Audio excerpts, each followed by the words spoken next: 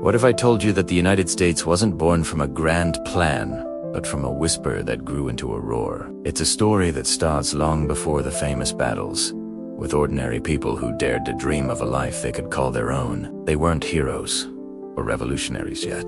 They were farmers, merchants, and families who crossed an ocean for a promise of freedom. But what happens when that promise feels like it's slipping away? That's where our story begins, and it's a journey of courage you won't forget. Before the United States was a country, this land was just a string of small colonies hugging the Atlantic coast. People came from all over, carrying little more than hope in their pockets.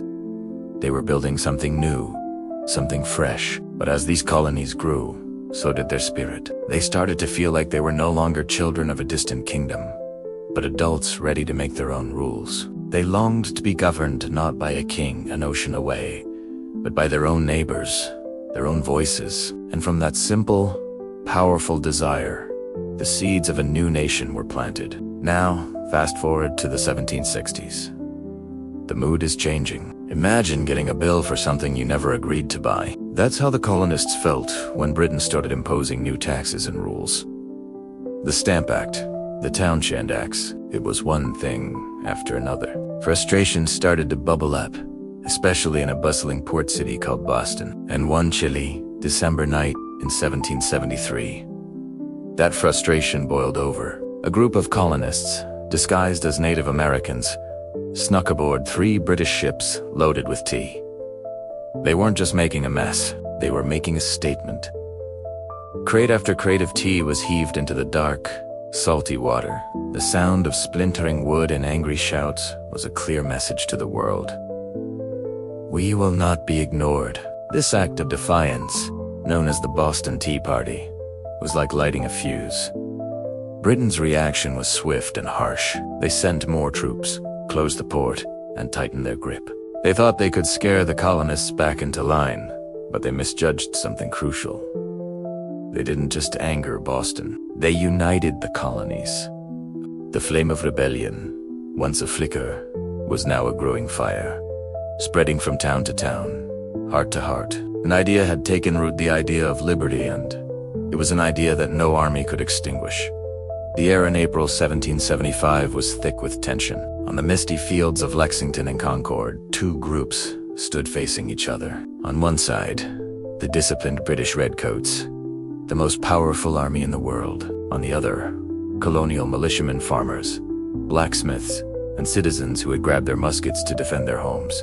No one is quite sure who fired first, but in that tense silence, a single gunshot cracked the morning air. It was a small sound that had a massive echo. That one shot became known as the shot heard round the world, because it marked the beginning of the American Revolution. The fight for independence had begun.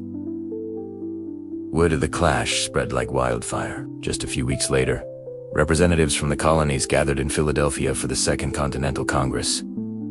This was no longer just about protests and taxes. This was about survival. They made a monumental decision to form an army, the Continental Army, and to lead it, they chose a quiet, steadfast Virginia planter named George Washington. He wasn't a man of loud speeches, but of deep resolve and unshakable character. He accepted the command, knowing the immense challenge that lay ahead. He was now the leader of a ragtag army facing a global superpower. The first few years of the war were absolutely brutal. The Continental Army was an underdog in every sense of the word. The British were well-fed, well-trained, and well-equipped. The American soldiers, in contrast, were often without proper uniforms, shoes, or even enough food.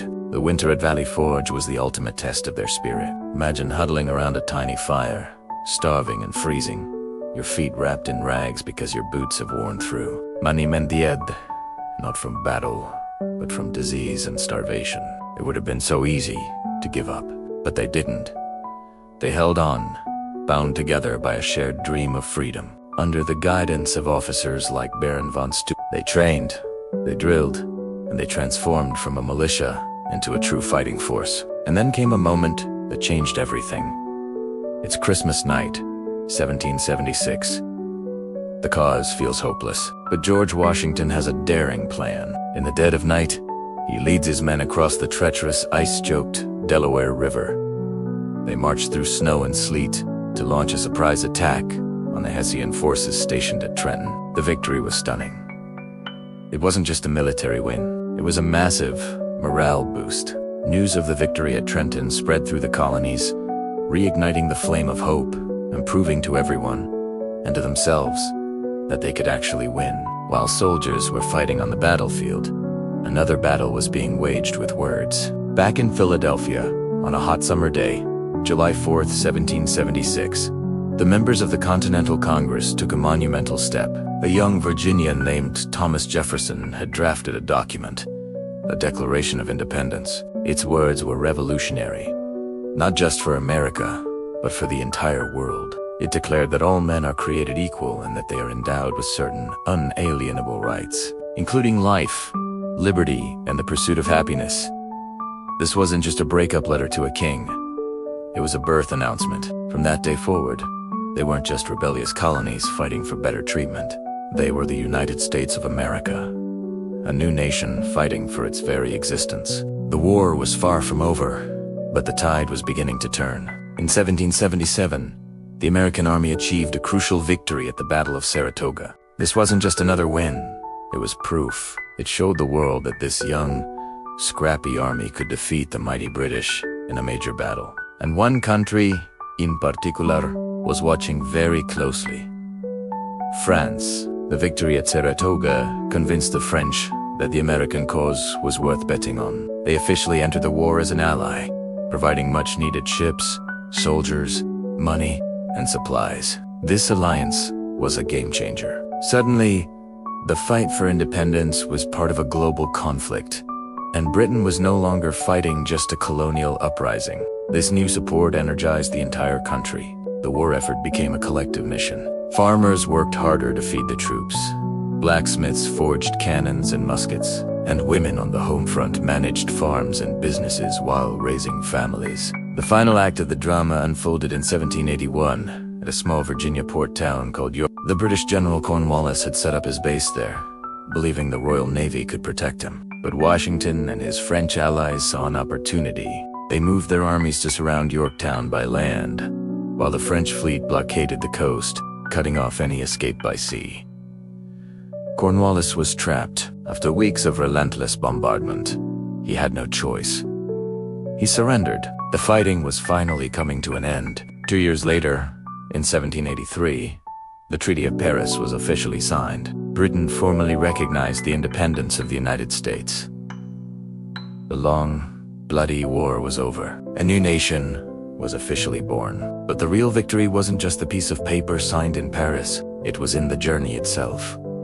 It was in the sacrifice of the soldiers who endured Valley Forge, the courage of the delegates who signed the Declaration, and the resilience of every ordinary person who dared to believe in a different future and then built it with their own hands. The American Revolution did more than just create a new country on the map. It lit a fire that inspired people across the globe. It was a radical experiment that tested a powerful idea, that ordinary people, united by a common purpose and a belief in liberty, could stand up to the greatest powers on earth and shape their own destiny. From the farmers who stood their ground at Lexington to the thinkers who crafted the principles of a new government. This was a story written by countless hands. They built a nation not on the foundation of a king's decree, but on the ideals of freedom, dignity, and hope. Their struggle, their sacrifice, and their unwavering spirit gave birth to a nation left a legacy that continues to inspire the world. So what do you think is the most inspiring part of this story? The courage, the ideas, or the incredible sacrifice? Let me know your thoughts in the comments below. And if you enjoyed this journey into the past, make sure to subscribe and hit that notification bell so you don't miss our next story. Thanks for watching!